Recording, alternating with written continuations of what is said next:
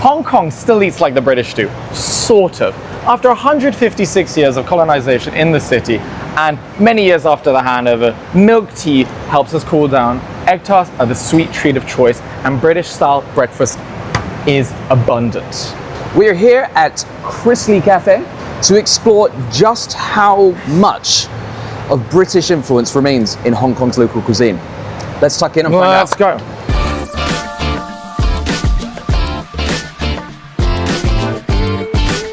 You get to a tarts in Hong Kong. This one is a bit glitzy, glamorous. You can see there's neon lights. The menu looks very British. It's familiar. Both Kieran and I are born and raised in the UK, now living in Hong Kong. But you got a sort of full English with the baked beans.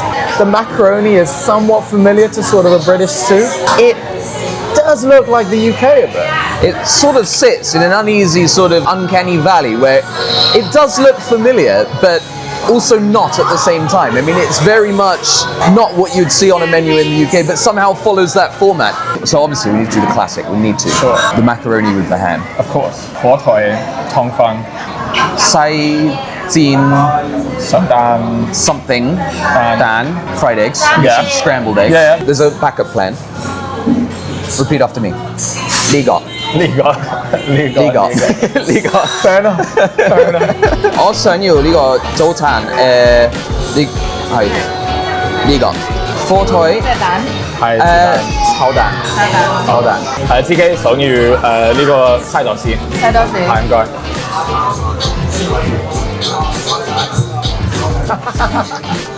I've burned my lips. Literally every cha chaan teng in Hong Kong will have this.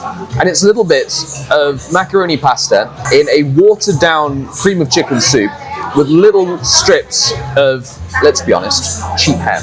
And it comes with a side, very traditionally for a breakfast set, of scrambled eggs and toast. All right, let's do it. Oh shoot, I've spilled it immediately. Super salty. As simple as that. I mean, it's just macaroni in watered down soup. Of course. I mean, after eating it, it's still just little bits of pasta floating in watered down soup. Yeah. And it gets you going, you know? Like, I understand why people have it at, at the start of a day. Got a day ahead of them.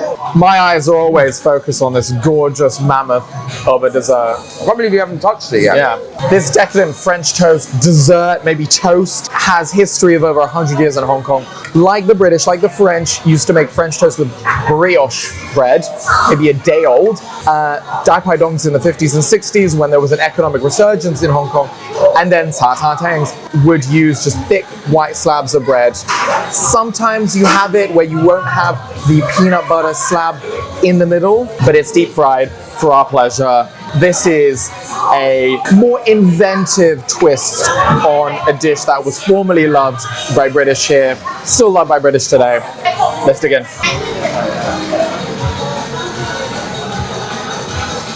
Cheers.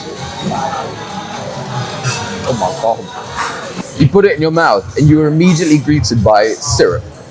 Pure syrup. I can feel the calories. I can feel the calories. It's a very yellow dish, and Mum always told me you've got to have beige. colour on your plate. And having yellow everything in the morning at 6:30, yellow. Not the most nutritious, but it fills the soul up very nicely.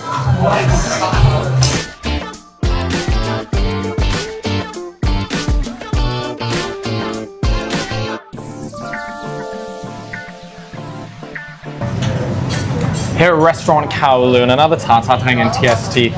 This place speaks of the chainification of tartatang. No longer do you have your individual neighborhood joints only.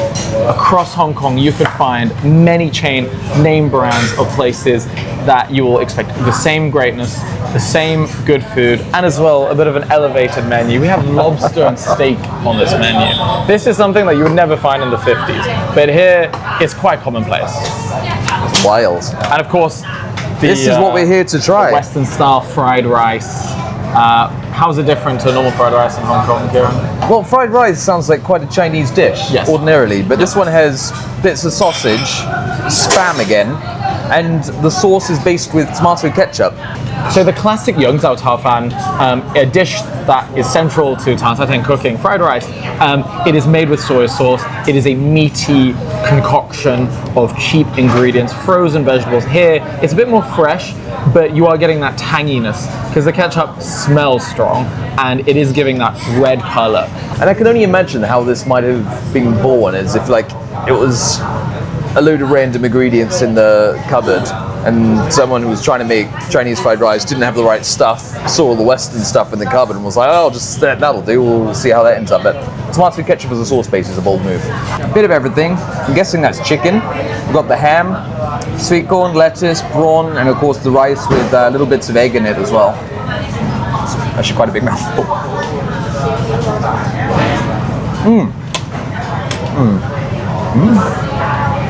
A little bit wok here, because obviously it's made in a wok, it's fried in the wok. It isn't very saucy, but there is that sweetness that you get and tanginess you get from ketchup, of course. You know what that is? What? That's basically fried rice meets BLT. Lettuce, bacon, tomatoes, and when you get those three things together in the same mouthful, BLT fried rice. Oh yeah, absolutely. I don't know how many people I've just offended. It's amazing how these two sort of identities have clashed here of all places. I mean, it seems so unlikely in retrospect, you know what I mean? Like, just the distance that this cuisine and culture has traveled and to end up with this, you know? I mean... But as well, this sub-cuisine that has sustained itself, thrived, but also stayed true to its foundations, is remarkable. This hasn't wavered. You will not see the death of Western-style fried rice or iced tea or milk tea anytime soon. This is loved by Hong Kongers. It's sort of become central to the identity, I think. Yeah. And that's why you do just walk down a street and you will find somewhere that does it. Any street, pick a street in Hong Kong, you will find this food. Completely. It's amazing.